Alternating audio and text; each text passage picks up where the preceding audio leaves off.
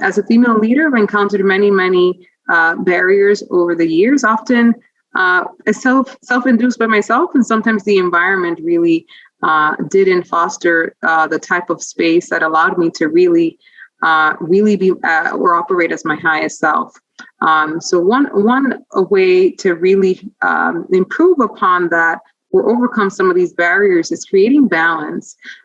There is often the case, especially with women, that we don't either belong or we're not enough. And we don't even know or understand our own value. So what that results as is that we tend to overcompensate and overdo. We often don't ask for the help that we need, whether it's from our leadership or from our teams, because again, we don't want to demonstrate any lack of weakness or dependency on others, where is the opposite. As you learn to delegate appropriate functions, it positions yourself as a leader to really create space for what's most important to both you and the organization over time. And I would say for sure that the biggest barrier for me has been confidence and overcoming feelings of being not enough. And so I would say the number one thing that I've done to overcome that is just to simply fail faster. Keep trying, fail and try again. So launch and iterate. The biggest barrier to success that I experienced in my career as a woman were my own limiting beliefs about what a woman's role was in the workplace. I had this intrinsic sense that I was meant to listen and not contribute, and that my opinions, whether they were fact-based or sometimes just intuitively based, needed the refinement and okay and green light from a man, typically. I believe this is changing in the current environment. I don't believe that this is something that will stand the test of time. Maybe it will, to a certain degree. However, my only barrier was my own mental blocks around being a female in the workplace.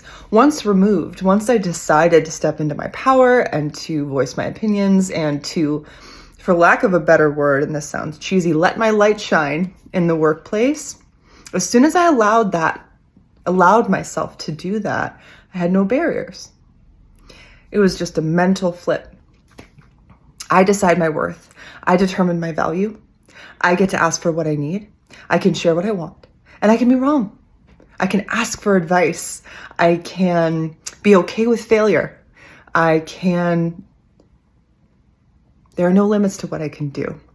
That's true for men and women. That's true for us all. It's just a matter of believing that.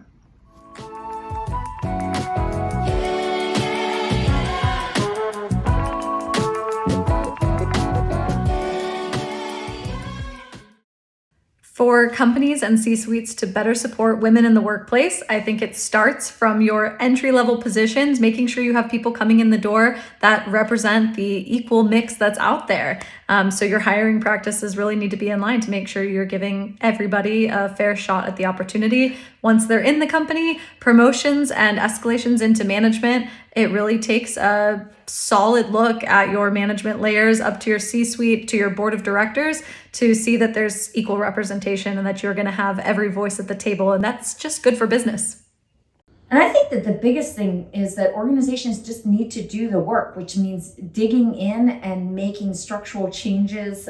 This includes things like doing thorough audits, looking at things like, is there a gender pay gap? And if so, digging in and doing the work. And it also includes increasing gender parity on all levels, particularly in leadership roles and even in the boardroom. And right now, the number of women who are in these kinds of positions, particularly in boardrooms, is less than 20%. So we need to do a lot better on that.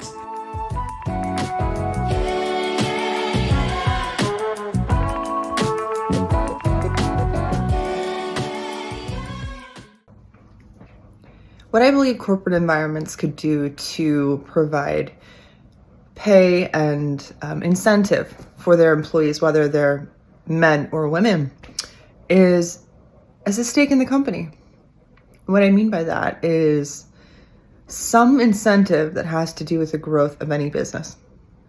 If it's a small startup, there could be a pay structure based on new business that is brought in. If it's a business to business corporate environment, if it's a B2C company, it could be based on the annual revenue that is generated. What I'm outlining is a profit sharing model.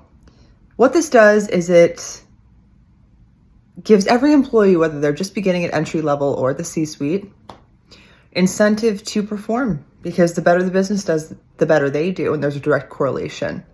What's missing today, I believe, and always has been missing in corporate environments, is transparency. It's very quiet how the business is doing and how that affects someone's pay. I think transparency is really important, and incentive-based base pay and bonuses and compensation having to do with the growth of a business is how to create a really, really reciprocal environment where everybody wants everybody to win and they want the business to win. So I have a few tips here for you. One is having more inclusive language in job description so that you have a bigger pot that feels engaged and empowered by the words that are on the job listing, since it's really the first piece of your organization that candidates often see.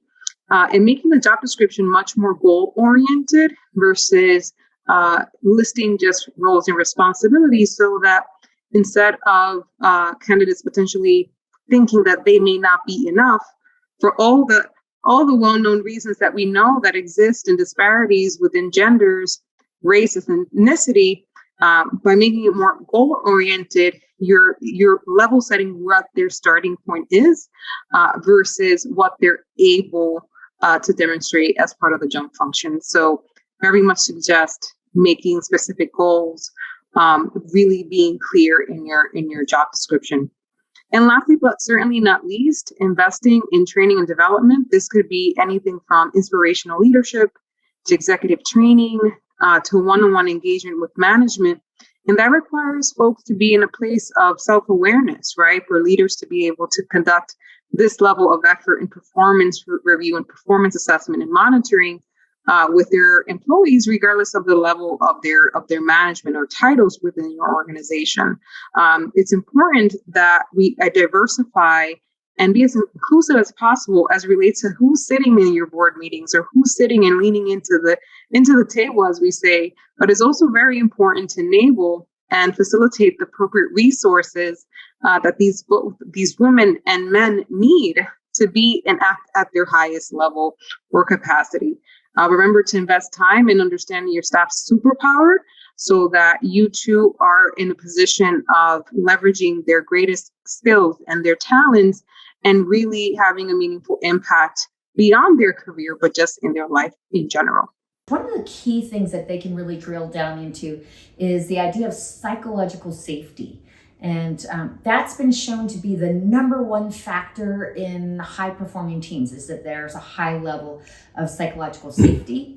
And it's interesting because in order for there to be psychological safety within a team, and this is something certainly that managers are well positioned to be able to address, is there are two key factors. One is shared airtime, and the other one is tuning in. And both of those issues are ones that really dovetail very closely with a lot of issues related to women's empowerment in the workplace.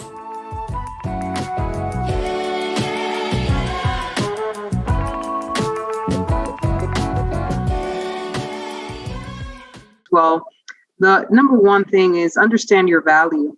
It has taken me years to figure that out. And years of not understanding your value means that you're undercompensated. You are often placed in positions where you're not operating at your highest self, which leads to feeling drained, often isolated, or in a position of stagnancy. So it's important that you understand what your value is, and that often includes really exploring what your options are in the organization, but also having more interactions and meaningful conversations with your management so that they too are aware of what your aspirations and goals are. Again, we don't want this relationship to be one way, it should be two way. with employees feeling that they're in a safe place of voicing their thoughts, their opinions, and hopefully having a conversation beyond just an annual performance review to really understand what their pathway is within the organization. My advice for the next generation of female leaders is to forget that you're a female leader. Honestly, just think of yourself as an amazing, badass leader. Period. You're awesome. Don't label yourself as anything else than amazing. Go out there and crush it. And then in terms of what advice I would give to the next generation of female leaders, it is to go for it, to lean in and go for it. Like so many women, circling back to my earlier point, I have battled against feelings of inadequacy. And then what's so ironic is I look back on my younger self and I see exactly the opposite. I see that I was enough and that I was fully adequate, and that the only ingredient really that was missing was my seeing that and acting upon it. So thank you all so much for listening in, and happy Women's National History Month.